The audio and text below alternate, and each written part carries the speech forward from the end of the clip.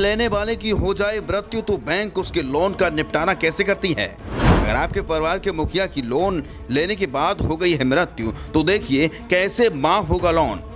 Loan माफ होने की क्या है शर्त और कैसे बैंक कर सकती है आपकी मदद। देखिए क्या कहते हैं बैंकों के नियम और किन दस्तावेजों की पड़ेगी आपको जरूरत।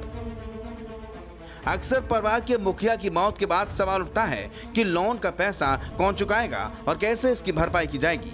बैंक से लोन लेना तो आसान है लेकिन उसको चुकाना उतना ही मुश्किल होता है। साथ ही अधूरी जानकारी हमारे लिए एक परेशानी का बड़ा कारण बन जाती है। आज के वीडियो में हम आपको पूरी जानकारी देंगे कि आखिर परिवार के मुखिया के निधन के बाद बैंक के लोन का सेटलमेंट कैसे किया जाता है और बैंक की इसमें क्या भूमिका रहती है। साथ ही हम आपको किन किन दस्तावेजों यानी कागजातों की जरूरत पड़ेगी उसकी भी पूरी जानकारी देंगे। बैंक से कौन सा लोन माफ किया जाता है और कौन से लोन को निधन के बाद क्लोज कर दिया जाता है, ये सभी जानकारी हम आपको खबर के अंत में देंगे। आप हमारे साथ बने रहिए और अगर आपने कोई लोन लिया है और उसका बकाया है, उससे जुड़ा कोई सवाल है तो हमें कमेंट करके जरूर पूछेगा। दरअसल हम सब कभी न कभी लोन जरूर लेते हैं, चाहे वो निजी तौर पर या किसी व्यक्ति से ले हों, लोन जरूर लेंगे। कई बार हम ऐसे हालातों में होते हैं कि मजबूरी में ऐसा करना पड़ता है। लोन लेने पर बैंक अलग अलग ब्याज दर पर हमें पैसा देती है लेकिन चुकाने के वक्त हमें कई तरह की दिक्कतों का सामना करना पड़ता है। वहीं निधन के बाद लोन के भुगतान को लेकर हर लोन के लिए अलग नियम है। ये नियम होम लोन में अलग होता है तो पर्सनल लोन में भी अलग होता है। इसलिए आपको हर लोन के हिसाब से समझना होगा कि लोन वाले शख्स की मृत्यु के बाद लोन का भुगतान कौन करता है और अगर कोई लोन माफ होता है तो क्या करना पड़ता है।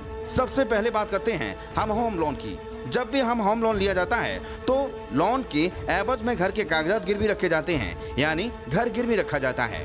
होम लोन की स्थिति में जब उधार लेने वाले शख्स की मृत्यु हो जाती है तो को बोरवर पर इसकी जिम्मेदारी होती है या फिर किसी के उत्तराधिकारी पर लोन जमा करने की जिम्मेदारी होती है। अगर वो लोन का भुगतान कर सकते हैं तो उन्हें जिम्मेदारी दी जाती है। इसके अलावा उन्हें ऑप्शन दिया जाता है कि वो संपत्ति बेचकर लोन का भुगतान करें। अगर उत्तराधिकारी लोन नहीं चुका पाता है तो लोन एवज में रखी गई संपत्ति नीलाम कर दी जाती है और इससे लोन का बकाया राशि वसूल लिया जाता है।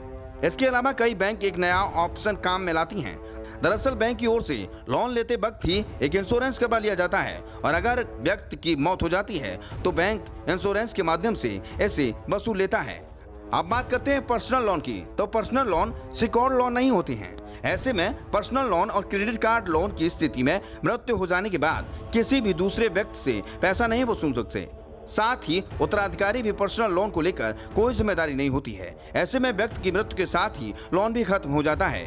बात करें व्हीकल लोन की तो व्हीकल लोन एक तरह से सिक्योर्ड लोन होता है। इस स्थिति में अगर व्यक्ति की मृत्यु हो जाती है तो बैंक घर वालों को लोन भुगतान करना होता है। अगर वो लोन का भुगतान नहीं करता तो बैंक व्हीकल को बेचकर लोन का पैसा वसूल कर लेती है। वहीं बात करें मुद्रा लोन की तो भारत सरकार आम जनता की उत्थान के लिए कई योजनाएं चलाती है जिसमें मुद्रा लोन भी शामिल है। और मुद्रा लोन में सरकार 3 लोन देती है, किशोर लोन, शिशु लोन और तरुण लोन। इस योजना के तहत 50,000 से लेकर 10 लाख तक रुपए का लोन दिया जाता है ताकि लोन लेकर आप अपना व्यापार शुरू कर सकें। लेकिन कुछ बैंक लोगों को लोन देने से इनकार कर देता है तो कई बैंक लोगों को लोन के चक्कर लगवाने पड़ते हैं। ऐसे में आपके मन में सवाल जरूर उठता होगा कि आखिर ऐसी शिकायतें कहाँ करें ताकि आपको जल्द से जल्द समय से लोन मिल जाए। बैंक की शिकायत करने के लिए आपको 1800-180 4x1 और 1800-11-00001 नंबर पर कॉल करनी होगी। इसके अलावा अलग अलग राज्यों में अलग अलग नंबर्स पर कॉल करके आपको शिकायत करनी होती है।